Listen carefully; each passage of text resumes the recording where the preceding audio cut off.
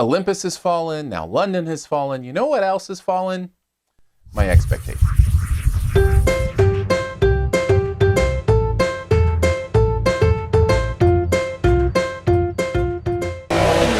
Looking for hot extract, Marine 1 for Southpaw. Calms her down. All right, here we go. Get down!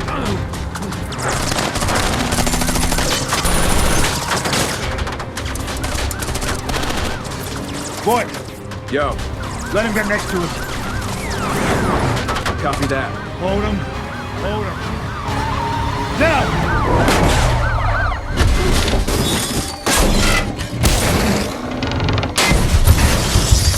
London Has Fallen is the sequel to Olympus Has Fallen, where we once again find a Secret Service agent, Banning, trying to protect the president who finds himself in another crazy situation where he might just die. Lots of violence, lots of gunfire, lots of terrorism.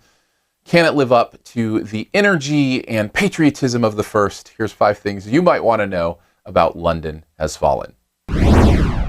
Let's start here. Have you ever seen a sequel to a movie that you loved, and the sequel was so bad that it made you question whether you really loved the first one in the first place? Yeah, that's what happened here. It reminded me a lot of my Taken experience. I really had a great time with Taken 1. Then Taken 2 came out, and I'm like, well, did I really like Taken 1? It's the same with this. Olympus Has Fallen was, I thought, an energetic, fun ride.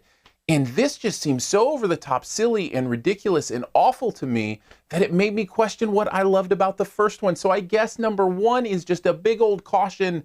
Keep those expectations low.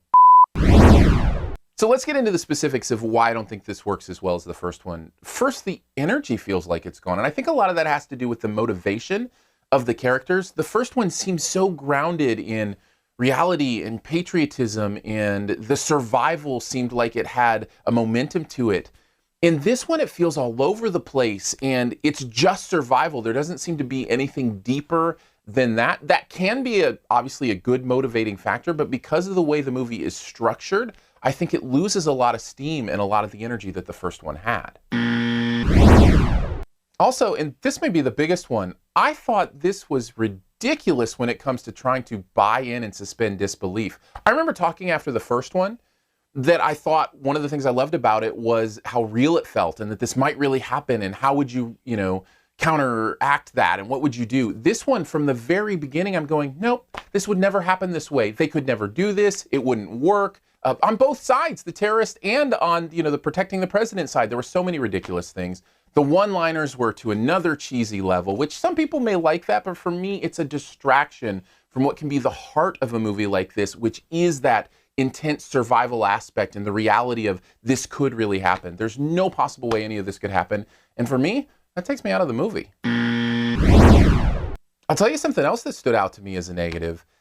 The killing by the good guys in this movie is much different than the first. In the first, I felt like it was self-defense. They're trying to escape. They're trying to survive. There are moments in this movie where they paint our main good guy character almost as a sociopath, killing people just because he can. It draws attention to the fact that some of the killing he's doing is just because he wants to, not because he has to. And there's almost a glee in it.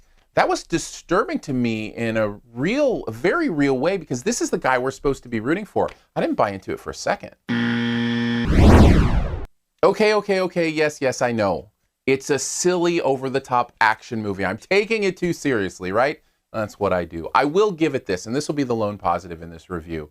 If you go into it just looking for crazy, silly, ridiculous, over-the-top, could never happen action, you might have an okay time. A lot of that has to do with my favorite part about the movie, which is our 2 leads as actors. Gerard Butler and Aaron Eckhart together are really good. I think they actually have a decent chemistry, and some of the humor that works because they work well together. So if you want to go enjoy them as, kind of this fighting couple together, then you might have a good time with that in the action. But for me, not at all.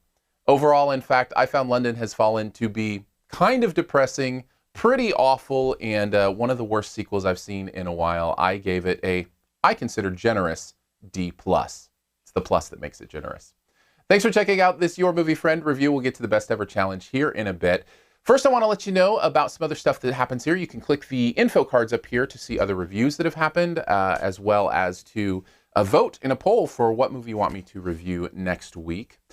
You can also follow me on Periscope so that you can see all my reviews. I make those interactive there. It's Aaron Dicer, AARON, DICER. You can also subscribe to the podcast if you do podcasts through iTunes, Stitcher, however you want to do it. Just search for SiftPop, SiftPop.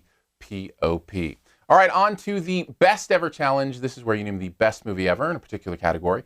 Also try to identify my choice. What is the best movie ever set in London? I thought this would be just a small category. I did a little quick search for movies set in London. Oh, there are so many. I should have known. But I'm going to go with my favorite as the one that involves the undead. There. That's all you're going to get, but I think it should be enough. Take a guess at mine in the comments, as well as leave yours there. And here, as always, are 5 extra seconds so you can hit subscribe. Never miss another review. Just click the logo right down in this corner.